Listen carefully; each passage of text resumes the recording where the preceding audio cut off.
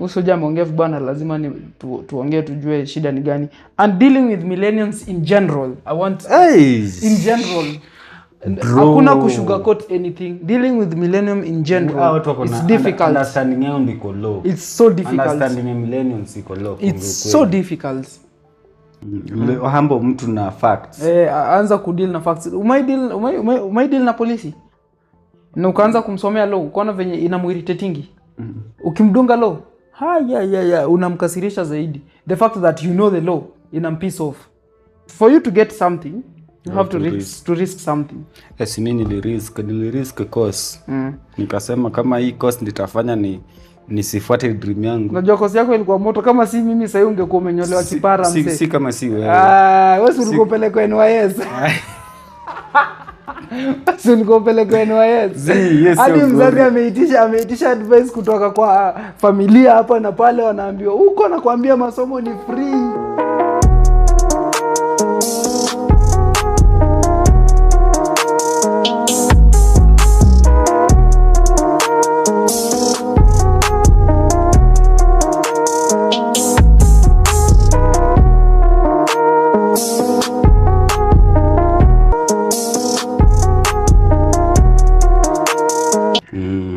And if you are new here, kindly subscribe. Road to 2 million subscribers. In it.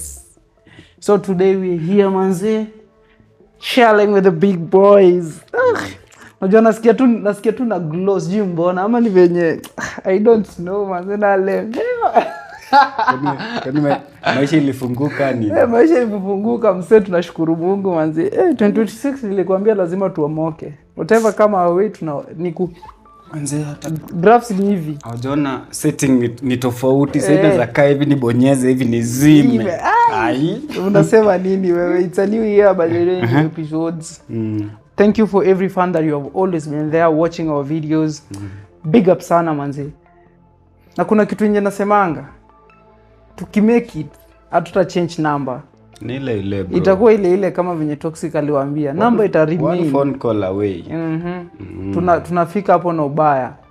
Kitu kingine naweza waambia, bila nyinyi tungekuwa penye tuko sasa hivi. Hiyo tu support wa mnashow, mnakuja mnachungulia leo ameangusha nini. Yes. Manze usikii kuna venye tu huni. Mnatubamba guys. Iendelee hivyo. Mnatubamba guys. Ukichungulia hivi tumia hadi mwenzako baada ya chungulia. Apart from kuchungulia, what's good? I've been thinking about relationship, parents relationship with their kids. Unajua lately nimeona wazazi wakigift watoi bro. Hata leave apart from gifting and all that, there's a part that we are missing. Kuna kitu imetokea like parents, kuna misunderstanding kwa wazazi na watoto lately. I was handling the case somewhere where mzazi ananielezea, ananiambia nimefanya everything to this kid, hakuna kitu sijafanya, nimempatia school fees yeye alikuwa anajilipia campus.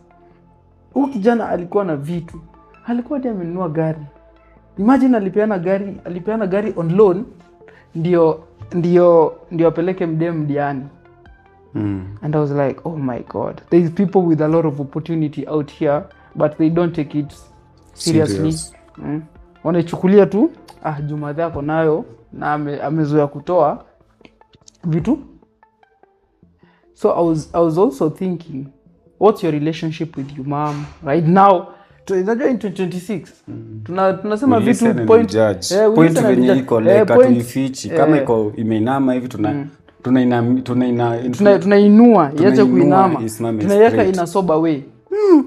2026 ndio I think imekuwa at least niko na good relationship na my parents. Juu ndio amekubali like naweza stand by my own nikifanya vitu zangu. Back then angeamini naweza fanya vitu zangu bila yeye. Up to this point amekubali who I am. Hakuna otherwise. Lazima tu kubali mtoi wako venye yako. Anakuwa influenced by the trends, by the society, western life. manze western life ndo manze kuna venye mekoroga watoto majenzi sasa wasikizi wanaenda hivi like wanaenda hivi venye wao wanadai si venye uko unaambiwa hivi nini. I think what's good is you're doing what you like. When you do what you like deeply, you'll do it right. Hakuna tuna appreciate kama mtu ako kwa hii generation ya saa hii ana absorb digital economy. Like hiyo kitu ni naona tu like maisha tu kwa digital. Wewe kama bado uko somewhere unafikiria lazima uende mjengo ndo ukule nini bro, mjengo utalipwa punch. After umelipwa hiyo punch, hebu piga hesabu umetumia nguvu. Hiyo nguvu utaigain aje? Punch jatosha hata kilo moja. Itarudisha ile nguvu umetumia. You know me talking about the employment. Unajua employment iko so large. So ukiongelea mjengo mseme I know what you're saying because I deal with interior and design. I know really what you're saying. Imagine umeandikwa na mzee anakulipanga 7 weekly na kulipa 4200. Mzee anakuambia na hiyo wiki mzee venye umetumiwa. Hatujatumika vibaya, umetumika thoroughly. Amehakikisha amekuchapa left right center. Yeah? Alafu sasa hiyo najua ni wewe ni mtu wa mkono, you don't know how to work it rightly. Umetumika proper. Yes, acha tusitoke out of the topic. Bado tuko hapo, inafikanga point penye hadi pesa ukilipwa kuispend na kuwa ngumu. Mtatoa pingine kama hii bro. Vitu ndio imebaki. Unaelewa? So ni vitu zingine like tunafaa kuangalia saa hii. Saa hii usipojishikilia kwa creative economy po mbele sijui walai. And if you're not a creator? Kwa sababu ni to a creator. Bora kuna tafuta to look for somewhere. Unaweza jishikilia na creation. Bora tu maisha yako tu iko kwa digital. So as we are talking about our parents, personally I was feeling, unajua my feel like mzazi hataki uende like you feel like you're capable. Before nijibu hiyo, at what age do you think is right for us sisi vijana, sisi watoto kutoka kwetu? Bro, I think mse kama unajua you can do it, raise the right time because it's difficult out here. Mse umetoka kwenyu, mseme ulipata pesa kidogo hapo ka 50k, umetoka umechukua ka one bedroom kako, umejichocha hapo mbaya sana ukafurnish.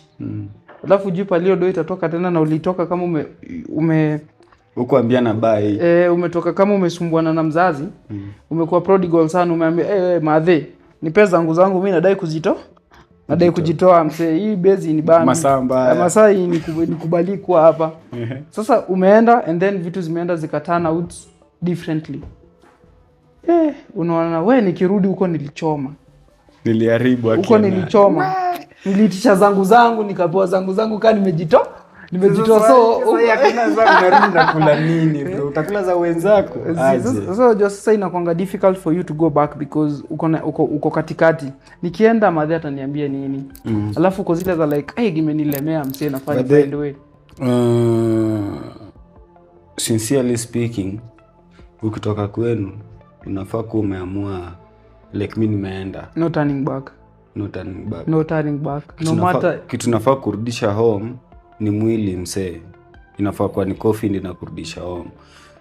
Juu kuna time itafika wewe kama boy ujione ni mimi na ni mimi. So for me to move out, nilionanga msee hapa sina, hakuna, there is nothing. Juu number 1, my mom wants me to like nikae hapo na yeye anionange tu. Number 2, ataki nifanye anything enye si yeye anataka nifanye. Anataka everything unafanya lazima mbenefit. Yeye ndio source. Nini na benefit, kuosha vyombo. Yeye ndio source. Deki nini hadi lini. Hata kama ni job yake yeye ndio source, like anything I do inakuwa ni kama yeye ndio my pira. Like yeye ndio nafika hivi kwake hivi like ndio umbrella. Yeye ndio umbrella yangu. And I was asking myself, is this right for me? Because me I'm not an Indo person. I'm a person who I like movement. Mi ni mtu wa move up and down. So ulipata nilikuwa tuna collide sana. Juu Mexican rada. Nilikuwa nataka to shoot Kiambu. Mse nishapiga luku nishafika Kiambu. Sasa tumetoka jioni. Unakumbuka hii episode? Hii unakumbuka ilikuwa Kiambu? Ilikuwa Kiambu. So nimetoka nyumbani, mimi nimefanya kazi yangu, but nimetoka home sijaambia Mathe. Mimi nimepiga luku yangu safi nimeenda Kiambu. Kiambu tukachelewa. Kurudi home, pata nimefungiwa gate nje. Unaanza kusimp bro. Hakuna kusimp, msio unapiga simu ishikwi. Ni saa 2. Mimi nilikuwa napiga simu naambiwa sema. Endo lale penye umetoka. So nikaona because I want to do my own thing that they will benefit me. I have to come out of this place. Nikatoka na right now I'm pushing movements zangu hakuna mtu hakuna umbrella inafungia movements zangu. Ni wewe ndio. Mimi ndio na cooperate my life. I'm the driver of my life. So inakuwa rahisi. Hata unapatana mzazi anakuheshimu kidogo anajua hapa bro kujilipia bills kwa na respect kutoka wapi? Wewe kwa nini unaheshimu mzazi wako? Your provision si mchezo bro. I'm telling you for a fact. For those years I've stayed outside by my own, I can tell you for a fact it's not easy. Were you ready for this? I was not ready for anything that in outcome. Sikuwa ready for outcome yote, but I was ready to risk. That's the only thing I would say. I was ready to risk everything to gain something. For you to get something, you have to risk something. Yes, mimi nilirisk course. Nikasema kama hii course nitafanya nisifuate dream yangu. Unajua course yako ilikuwa moto kama si mimi sasa ungekuwa umenyolewa kipara mse. Si kama si wewe. Wewe ulikopeleka NYS. Ulikopeleka NYS. Yes. Hadi mzazi ameitisha advice kutoka kwa familia hapa na pale wanaambiwa huko nakwambia masomo ni free. Unajua? What happened with your NYS thing? Nakumbuka ukiniambia nitakuachia account, uko na controlia account, mimi naenda NYS. What happened? Nilikaa tu chini nikafanya research zangu. Nika kidogo. Mario, naweza pata behind the scene like what's happening tukiendelea. Tunafaa like kuchukua hii session venye inaendelea currently saa hii. Na another phone. Simu yangu imeisha storage after na nini na record. Zote zimeisha storage mbona nipatie hii. Bro, 30 seconds 1 minute. Sio kwa nipiga picha kani picha yenyewe imeisha. Sasa hii kiendelea hivi. 1 minute 2 minutes. So my question was, what happened with your NYS thing? So nilirudi nikakaa chini, I sat down, analyzed everything. Nikakumbuka something ikakuja tu. Usikize something ikakuja at the back of my mind. Grow up nikiwa hapo class 8 nikiwa form 1. There's my uncle mwenye alikuwa NYS, nimesikia story zake alikuwa NYS na kaepa. Kitu kanigonga kichwa, mbona ujamaa aliepa? Question mark. Tena nikatoka tu nika-interact na watu nikauliza what do you think about NYS? Nikaambiwa NYS nishakuwa hapo. Pale hivyo bro hakuna opportunity. Kusoma utasoma ndio lakini utarudi kae chini venye uko chini saa hii. So you better do something saa hii. Yenye ungerudi kufanya baadaye, ifanye saa hii. Ndio kitu nafanya saa hii. Niliona tu pale haina haja jichoche nimesoma bure, nini alafu at the end of the day nikuje nipate nyinyi mlishafikanga mahali mimi ndo naanza. Mimi msina kwanga mbaya. I remember there was a friend of ours, Kalenda NYS. So the time alikuwa NYS, anaambia mzazi wake, "Uko naye ni kudedli." Mzazi wake akienda huko anauliza nini mtoto anafanyiwa. Anaambia huko anaishi lavishing life. Kuja hata ukae huko siku moja uone venye maisha ni tamu. Anakuja mnashonga mkate mna nini vizuri. So she was saying, mkiwa parade mnasimama parade for hours. Hiyo parade ile kutrainiwa usimame kando ya president nini. Unasimama 4 hours. Bro ukisikia kususu, if you need to go short call, enda hapo Kongo yako. If you need to kama go long call, kaza enda hapo.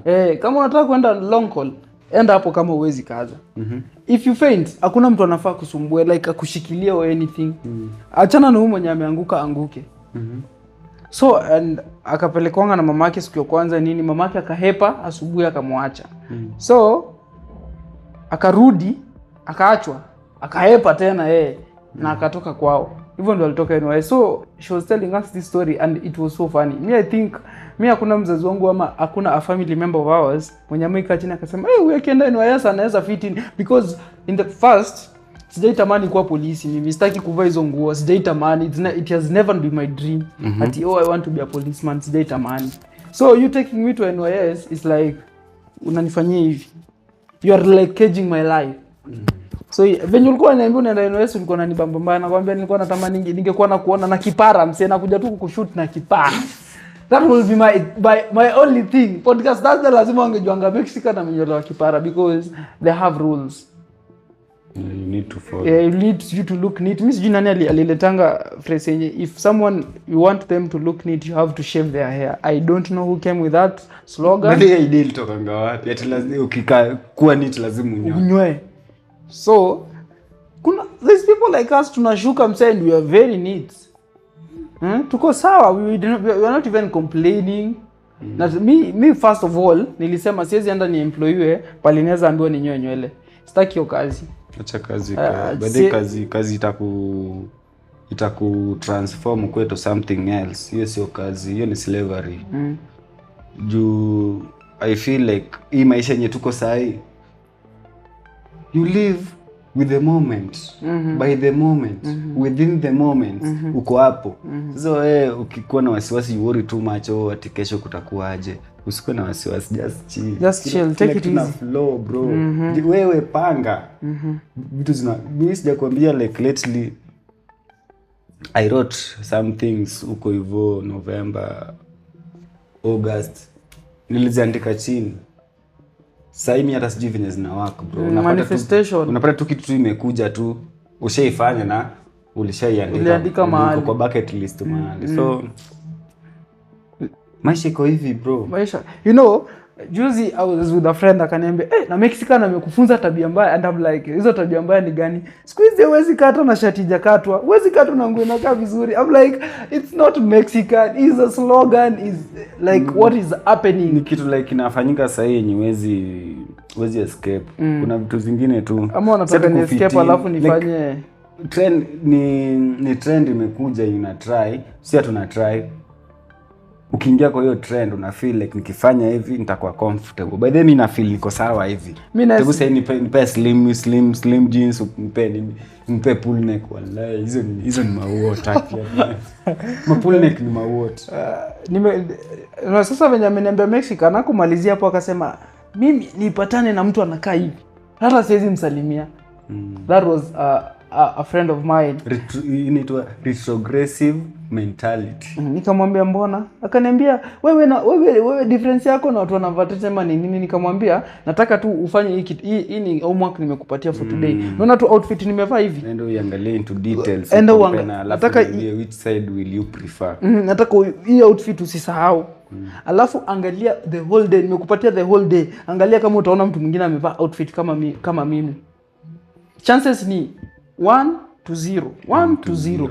Why? Because kuna watu wenye wako so block minded. They are so local. Wako na retrogressive like akili zao ni azitaki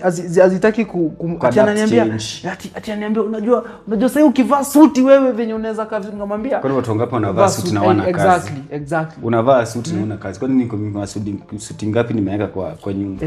Sisi tumii hata mimi nikivaa suti nikivaa suit uta understand there's something about that suit that is off from the other ones. But then I feel like in moment tumefika this generation unafaa kuvaa suti at your pleasure.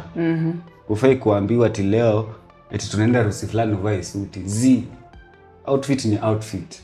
Mimi nakwambia harusi yako kwanza nakuja na short nyingine hatari. Bora tu colors zimeingiana. Mimi niko sawa. Nivo back to mambo na wazazi na watoto. So generation yenye tuko sasa ni penye akili zetu tunajiaminia tunaweza kuwa independent. like naweza stand by my words, niseme I'm going to do this. Kitu tu naweza nizuia kitu itaturn out ni fail. Lakini lazima niifanye juu ilikuwa kwa hesabu. What if ikienda right, I turn it to millions? Yeah. What are they gonna say? Unafanga if you're doing something, kuwa optimistic na kuwa open minded. What am I trying to say?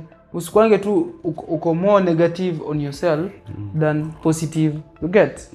Usikuwe so negative on yourself ati sasa nikifanya na nani alifanya na ikafail. Usiachana na nani. You know, the problem is you trying to put your life kidogo sika yake. Twist kidogo tu. You never know penye watu watapendea kitu yako. Juu at the end of the day ukifanya unajifanyia, lakini kuna wenye unataka waone. Yeah. Na wakiona hapo ndo penye do yako inaingia. That's the only thing that you need to do. And as I was saying, usiweke future yako kwa mtu mwingine. Sijui kana make sense. Ati juu someone else alifanya ika fail, mimi nitafanya ifail. Don't do that. Do one thing. Do it, ifail. At least umefanya ika fail. But if you don't do it na umeshinda ukisema ati nani alifail, you'll also fail. What's your opinion to the people who stuck to their parents' ideas? My opinion, mimi sitaki kuwa na like, I don't want to give negative energy, but I will say this. Better honest honest opinion. I will say this. If mzazi wako amekuwa akikumekia decisions since you were a kid, and umefika place yenye you can make your own decision but you're still listening to the decision, you're failing bigly. Mbona wewe you want to be something else, but because your parents are making your decisions, utafanya what you want to do. So for example, for me personally, mzazi wangu alikuwa anataka nifanye vitu zingine. Let's say alikuwa anataka nikuwe journalist. Wewe tu niambie mzazi wako anataka kuwe nini? Accounting, alikuwa anataka nifanye accounting ama journalism. Lakini journalism hakuwa anaipenda, alikuwa anasema hiyo iko inafanywa na kila mtu. So kwani sasa hivi unafanya nini? Sasa si ndio maana sasa ningekuwa sasa hivi pale Naivas ni kufanya hivi line na naguzisha na rusha, alafu siku yangu inaisha hivyo. Sikusikiza Kenya alikuwa anataka mimi nifanye. Sasa ningeenda nifanye accounting, ingekuwa something else. Mimi nilifanya what I wanted because I wanted to do things zenye ziko so technical na vitu na feel they are so easy for me to do. I'm not struggling to do them. Naifanya because I love it. I'm not doing it because my moms or my dads want me to do it. So ilikuwa easier for me. Na it was hard for me to try to convince them that I would want to do this journalism. Naambia hivyo, ananiambia wewe unafikiri watu wangapi wanafanya journalism leo? Hebu ingia TikTok yako angalia watu wangapi wanatangaza wakiwa kwa chini ya miti wakiwa. Sasa hiyo ndio mentality wako nayo. Wanaona wewe ukisema naenda kuwa journalist, wako na mentality ya nataka kuwa Rashid Abdalla pale Citizen. Unataka kuingia Citizen, unataka kuingia NTV. Bro, sasa ile maisha yenye tuko tumesema tumeingia kwa digital. Umeanza Citizen yako bro, umeanza Citizen yako tu all of a sudden tu Citizen yako tu imeshika. So but mimi napendanga wazazi juu wanakuanga against hiyo, alafu ukimake it wanakuwa hapo mbaya. Wanakukaribianga wewe. Songa nikae. Unajua wewe, unajua wewe. Yeah, tunapenda wazazi wetu, we love you so much. Tubuni yake hapo 5000 anafaa kununua sukari. Tunapenda sana hata kama mnakuanga tu negative na what we do, because I think wazazi they're so negative with who Gen Z are. Juu wana feel sahi tuna transform in a way that atuambiliki, nobody will advise you, nobody will listen to no one. Sasa nikuulize, between your friends and between niseme your friends, your peers and your parents, nani uta listen to them most? Unafaa unasikiza both sides, alafu decision una make kutumia side zote mbili. Sasa hapo tumefika, unajua ufai kuiba kitu ya mtu. Ndio nakwambia. Sasa uwezi niambia unafaa kusikiza both sides juu I feel unajua bro. Mzazi anaweza kuambia kitu kingine paka ufeel like kama failure bro. Akuonyeshe like ulikuwa na vision, lakini mzazi atakuonyesha hapo uwezi faula uwezi. Nakumbuka kuna times mzazi alikuwa anakuambia hata heri ningezaa mkate nikule. ama ningezaa wheelbarrow nikuwe na bebea nao maji.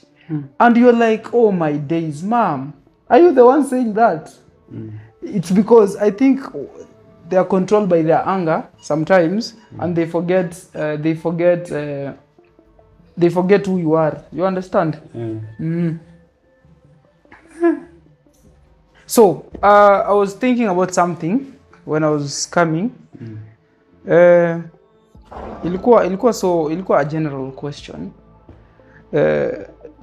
I was working somewhere just a few days ago. I was working somewhere and then I was like talking to huyo bosi. Huyo bosi alikuwa ananiambia, unajua sasa hivi nyinyi vijana wa sasa hivi wenye mko na advantage. During our days, Moi alikuwa anakujanga anafika mahali. Moi time ya Moi they were operating like this.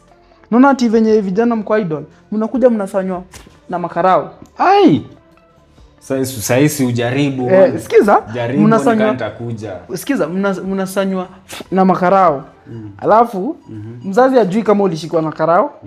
No one knows kama ulishikwa na makarao. And then listen what happens. Anapeleka au mavijana wote wameshikwa, anapelekwa jeshi, polisi, traffic. So the thing was, mnasanywa, I think that, lakini alikuwa na specify, alikuwa anasema mostly was working with Kalenjins. Hivyo ndio Moi alikuwa anasaidia watu wao, mavijana during time yake. Alikuwa anakuja anachukua vijana wote na waingiza jeshi. Unapata mmoja ni traffic, mwingine ni polisi. Ndio unasikianga, umesikia ama hii Dijafra anasemanga waba weka kanto. It's because they were not schooling, but wanachukuliwa wanaingizwa kwa department ya jeshi, wengine wanaingizwa police station, wengine wanaingizwa traffic. So hiyo si ati ni kitu. Juzi niliona video fulani ya alikuwa polisi, alikuwa police woman, wanatuma police woman au police lady ama police director wanaitwa sema tu officer, but alikuwa a lady. Alikuwa anaomba ongo. Bruce kala shindwa kuomba ongo na English.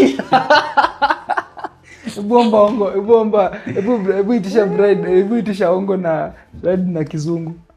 Nifinyia 50.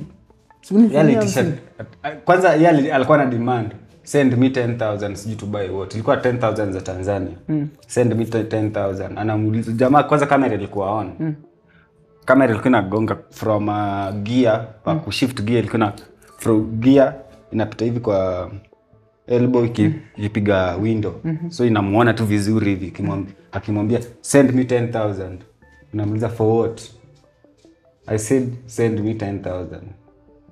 Sijua hivi for what ni kama alielewa, lakini alirudia na Kiswahili, nitumie shilingi 10,000. Unajua shilingi 10,000 unaweza kupata ni how much Kenyan shillings? Polisi akamuuliza, ndio jamaa akamuuliza, why should I pay you? Like alimwembarrass mbaya. Alimrarua. Ai. So me I have problem with these countries zetu hizo zinatupaka hapa. Nimeona Museveni ameshinda tena. And I can imagine the age of that man. It's just crazy. You know what I mean? It's just crazy. The fact that I don't like talking about politics. Politics ni one of the factors inafanyanga nikae kama mini alien in a way. Kwa hii Kenya. Mimi sije focusing into politics, lakini anytime nikitry to kuingiza kichwa changu kwa politics hivi, una get annoyed. Si get annoyed. Naonanga nakuwa carried away, like kuna pale. Like mbona ujamaa katalia hapa hivi hivyo centuries zote. Wanaendanga century ama wanaendanga nini? Century wapi? Decades. Sema wanaendanga decades. Ujamaa mbona ashinda hapa hivi for hizi decades na sisi tunateseka hapa chini. Time ujamaa anaweza amua tu leo ape kila kijana 20,000 energy said. Unajua ni possible. Like ukitoa tu njaa, weke tu njaa kando, weka Mr President, utoe tu njaa kando. Unaweza pea kila kijana 30,000 kila kijana. Kuna criteria anaweza tumia ape kila mtu 30,000 ama 25,000 for free na still baada kuwe ako tu sawa yeye. Niliona Museveni was just laughing. Greedy ni nini? Hawa presidents wanakuwa gluttonous mbaya. Mko njaa, tamani ya nini yake? Niliona Museveni amekaa katikati ya barabara, unaona pale Mombasa Road.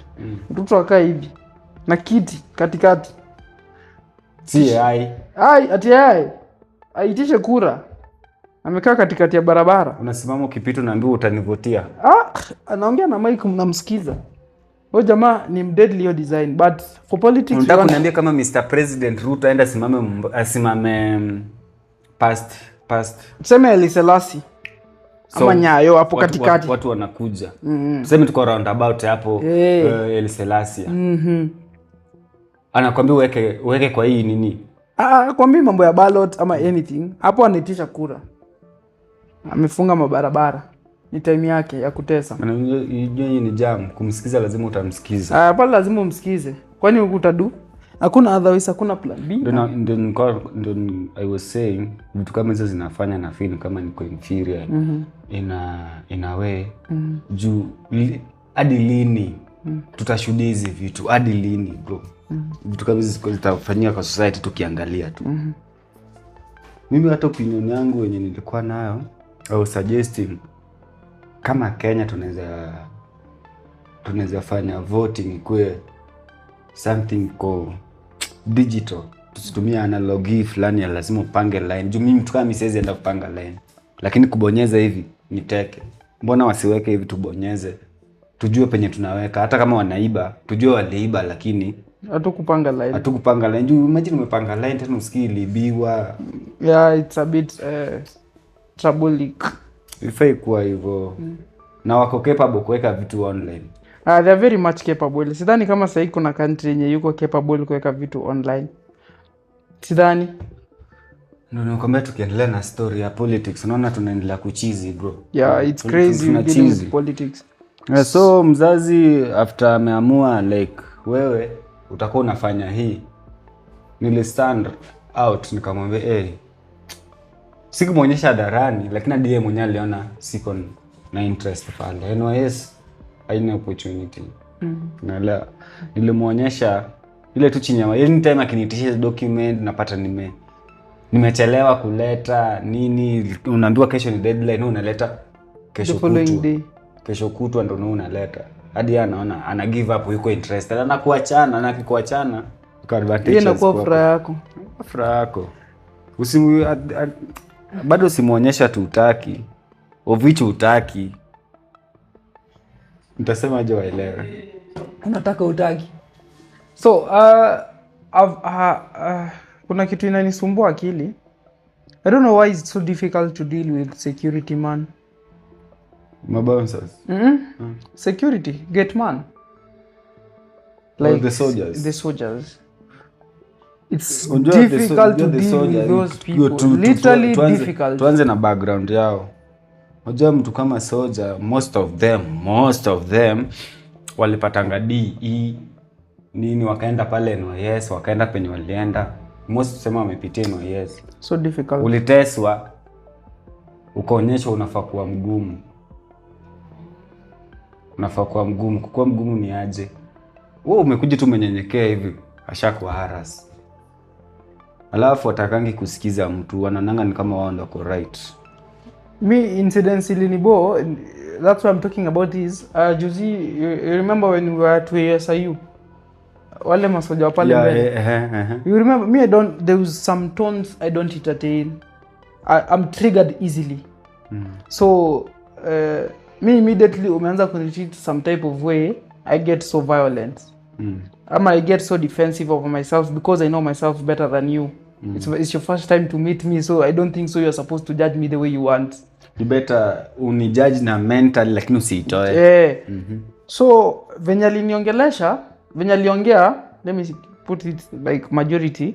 Venye aliongea, I was like, okay. Nikanyamaza the first time. Lakini ni vetu ulikuwa umerelax. Nikamsikiza, sikupenda na nikanyamaza kwanza. Ndio maana you remember when you were coming out, I told you, usoja ameongea bwana, lazima ni tuongee tujue shida ni gani. And dealing with millennials in general, I want in general. Hakuna kusugarcoat anything. Dealing with millennium in general, it's difficult. Understanding yao ndiko low. It's so difficult. Understanding millennials iko low. It's so difficult.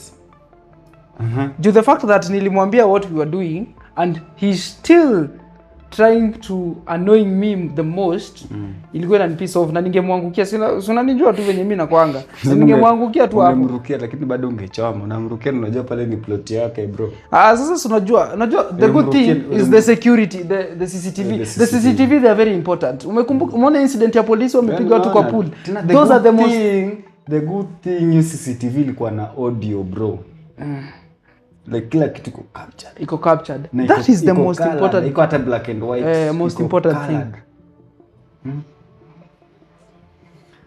So masoja tabaki kuwa masoja, wachana na wao. So dealing with them is so easy. Mtu akikusumbua kuna CCTV, usikuwe tu usikubali kuwa harassed na mtu juu kwa territory yake. Please don't accept that fact. Juu ukiwa kwa territory yako na anytime uko kwa territory yako na unaweza ni harass na I'm looking for something important in your territory, that's so wrong. You are supposed to listen to both sides so that you make decisions.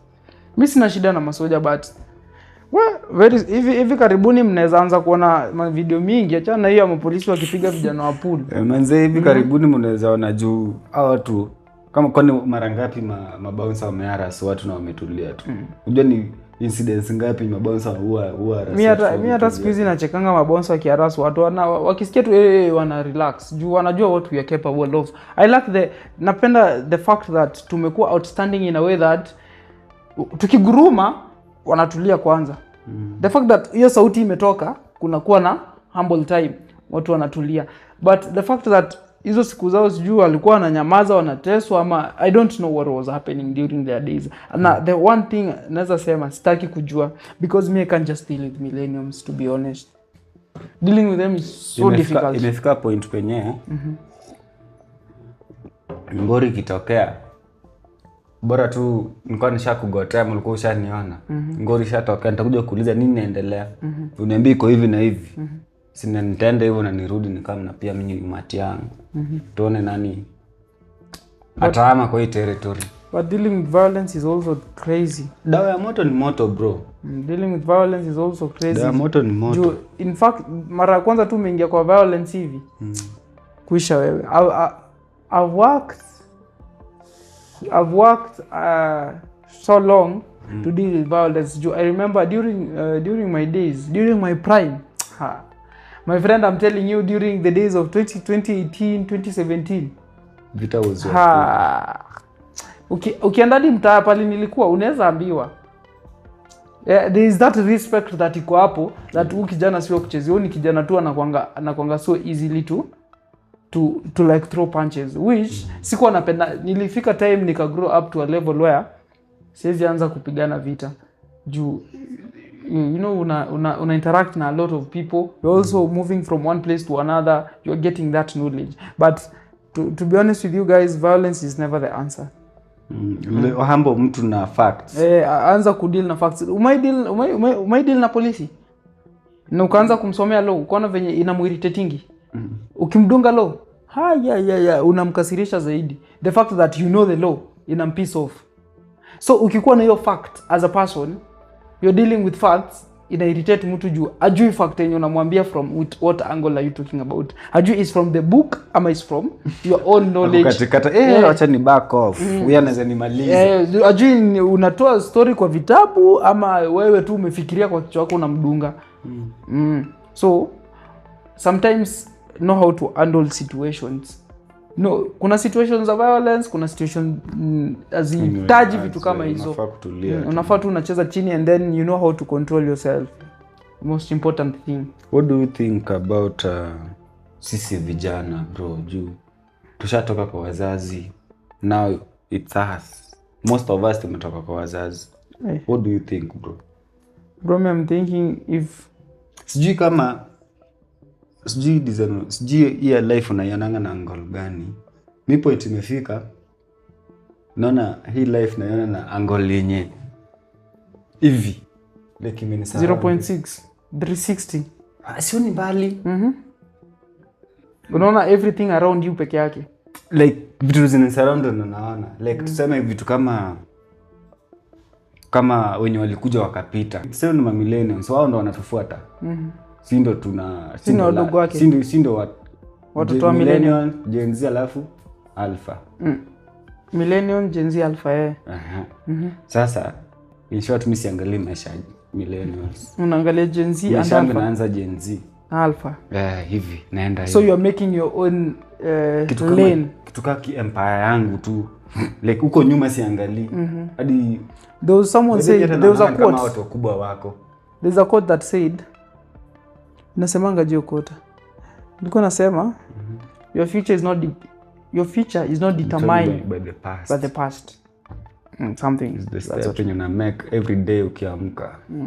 Unajua future, unajua leo kenye umefanya leo hayuko determined na kenye ilifanyika few days ago.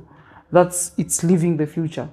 You make sure you're living the future. So as your question iko like vijana in general, one I would say kazi ngumu inafanywa na watu waelewi. Kazi ngumu watu wajui kufikiria kurelate na each other. So nimekuja kurealize kazi the hardest jobs haina pesa, number one, na haiwezi kusaidia kuimprove yourself. You're improving someone else. Kila siku una improve someone else. Kazi ngumu ni I'm talking about mijengo, I'm talking about kampuni. I'm not saying unasema kazi ngumu nini unamkanga asubuhi. Usiwafiche. I'm not saying that kazi ngumu unamkanga asubuhi unarudi late.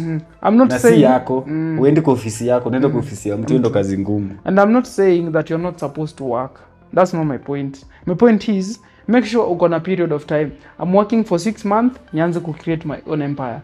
Juu immediately uta work for 1 year, 2 years. Unajua unakumbuka kuna episode nilisema kuna mama nilianza kumuona akiendanga ile EPZ since I was a kid na mpaka sasa bado anaienda. And you're like kwani ndio muuliza kuna pesa ngapi kwa account? Hakuna hiyo transformation of life. Hakuna hizo transition. Life yako iko so predictable. In a way that boss wako anaweza kuvuta tu aone, akupime tu imani. Juu au muonyeshi. Unajua I think there's type of bosses. I've dealt with some.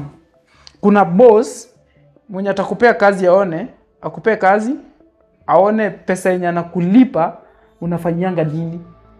Alafu kuna boss mwenye anakupea kazi, alafu atakuulizanga, by the way pesa nakulipanga unaipelekanga wapi? Alafu kuna huyo boss mwenye hataki kujua what you do with your money, anakulipa.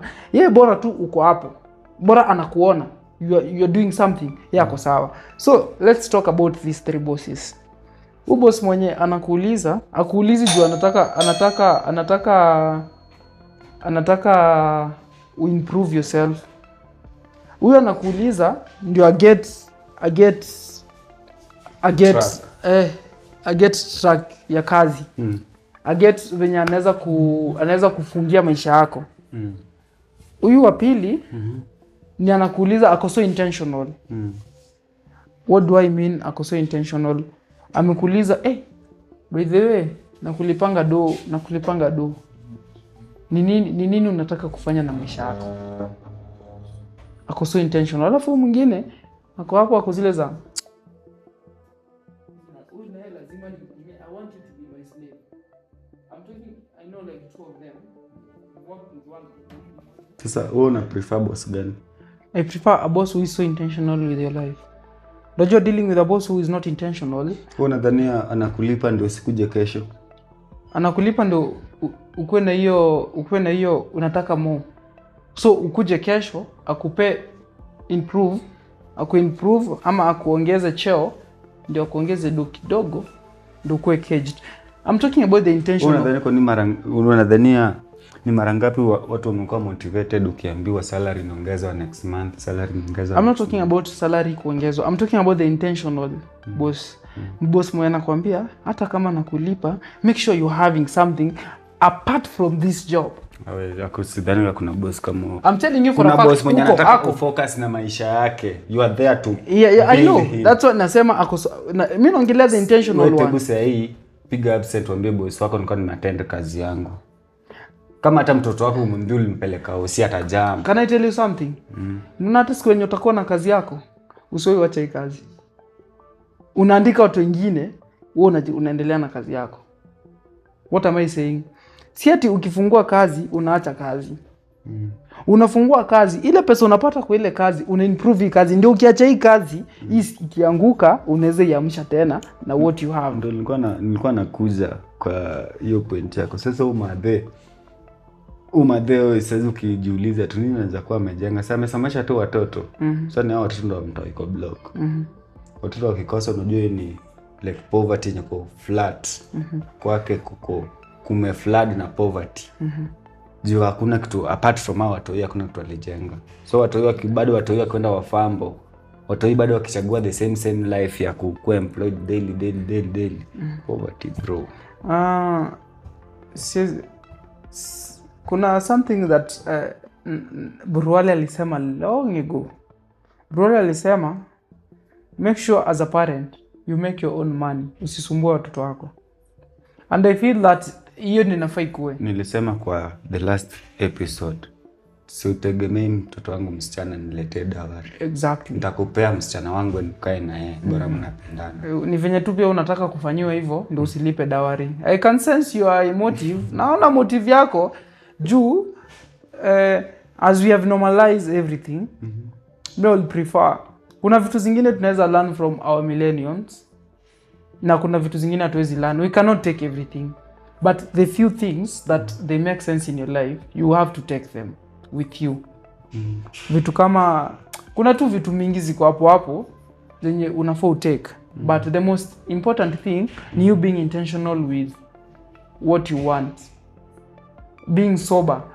Unajua unafaa kuwa alert in a way that anything that happens in your environment, uko so sensitive yenye unajua kila kitu ina happen kwa environment yako ni nini. You understand? So see ati everything that millennials wanafanya si right. You get? There's some things that are important, some are not, some are annoying, piece off juu ya vitu zingine, but kuna vitu tudogo tu hapo you can take them na tukua tu better. Juu ulisoma primary, ukatoka primary ukaenda high school. Sikuna vitu zenye ulisoma primary ulienda ukazipata high school. Umezi carry from hapa ukazileta hapa. That's what I'm trying to mean. So as tunakasirishwa na watu wanaitwa millennial, tukiwasikiza kuwa so open minded, usikuwe ule mtu dull ati ukimsikiza huyo ananisho wewe tu kuwa tu optimistic, kuwa open minded, unamsikiza na una capture what's yours, una capture what's yours and then unaenda unajaribu. Lakini kama ni kitu kusaidia tu mwili tu ubongo inakatanga nasema hii wezi akiana. Sasa kuna bado kama hiyo. Yeah, so at the same time unafaa kuwa tu open minded. Me I will tell everyone just be open minded. Kuna watu wanasemanga vitu zinaka kama joke na si joke. Serious. Ni serious but ameisema in another. Nilikwambia mimi nikisema vitu serious mimi nakuanga ninachekanga. But when I'm talking about vitu za kujoke nakuanga serious mbaya. But if you see me laughing and I'm telling you something, I'm totally serious with what I'm saying. So guys, tell us what do you think about millennials versus Gen Z na Alpha? In life inatupeleka wapi manze? Tell us in the comment section. And what do you relate ama what are you picking from the millennial moving to another generation which is Gen Z, and it's also helping you as a person yourself back there. Tuambie tujue, unajua tujuangi kila kitu. We learn when we are moving. Kila siku inakuanga a day to learn. Maisha ilikuwa designed iko in motion. Kila kitu iko in motion. Step una make ina determine kesho, ina determine seconds after, minute after, exactly, hours after. So mind your steps and make sure, I'm telling you this for a fact, try your best to have a good relationship with your parents. Ask me why. The Bible says obey your parents. Hata achana na obey your parents. The Bible says kuna Mungu, alafu wazazi wetu ndio wako chini ya Mungu. So, ujue mamako bado ndio Mungu wako wa pili. If you go there and your mom is complaining every day, how do I make it? Trust you me. Wallahi. How do I make it? Unajua kwa nini? Yeye pale nyumbani umemwacha akikucomplain, anasemanga tu vitu mbaya kukuhusu. lakini bado nategemea anasema ni vitu mbaya kuhusu. It doesn't matter ako right ama ako wrong. That's what nilikuja kurealize. Sasa kwambia uache kufanya kitu na do sahi. It's not all about that. Hiyo si kitu mbaya. Kuna kitu kama hiyo bado. Kuna kitu mbaya ile unazaambiwa wewe usiwahi piga watu ngeta. Hiyo si kitu mbaya hata unajua. I'm not talking about hiyo kitu mbaya. Uliamua ndio life yako. Alafu kuna hii part nyingine, you are doing you against you doing you. Make sure you're doing the right thing. Let me say that. Make sure you're doing the right thing. Na make sure hata siku 2-3 hivi kienda pigia madhe jua anafanyaje. Kama mzae yako pia pigia msituonange tunakuanga strong. Wazae wao tunakuanga tumewaachilia nyewe mko na wazae. Pia ugutua mzae jua mbuyu anasemaje. Because there is this mentality yenye wanaume tunakuanga tu sawa. So guys, that was episode 8. Yeah. Episode 8. See you on the next video. Yes. Thank you so much. Yesu siku zote.